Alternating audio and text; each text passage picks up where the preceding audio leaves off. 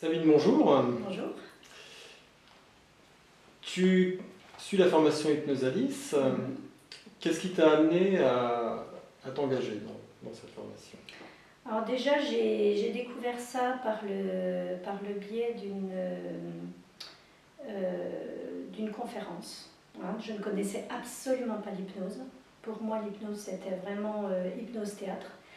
Et après cette conférence, quand j'ai entendu Jocelyne parler de ce qu'était effectivement l'hypnose et de la façon dont elle la dispensait, j'ai vraiment ressenti quelque chose en me disant c'est pour moi. Voilà. Donc après, s'en est suivi deux stages d'une semaine qui m'ont apporté beaucoup de choses. Dans la mesure où la formation non seulement répond à mes attentes, mais va beaucoup plus loin que ce que je m'étais imaginé.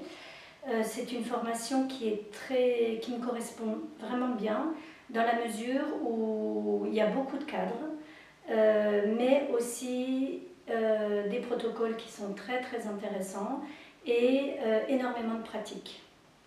Ce qui est très bien aussi, c'est qu'on ne travaille jamais avec la même personne, puisqu'à chaque fois il y a un tirage au sort. Donc on peut travailler 1, 2, 3 fois avec la même personne ou avec des personnes totalement différentes. Donc c'est très bien par rapport à la distance et par rapport à ce qui arrive quand on a notre propre cabinet. Parce qu'effectivement, ce sont des personnes qu'on ne connaît pas. Et par rapport à ton activité aujourd'hui, ton projet, Oui. comment tu penses intégrer l'hypnose?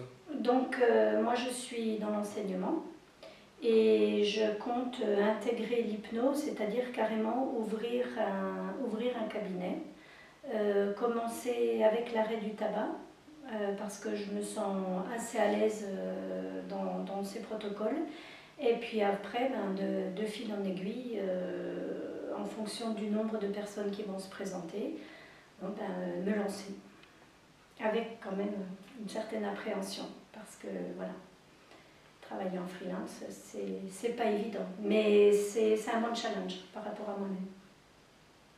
D'accord, bah écoute, merci Sabine, et puis à bientôt puisqu'on se reverra pour la formation niveau maître praticien, Tout à fait. début 2014. Très Merci. bien, merci à toi.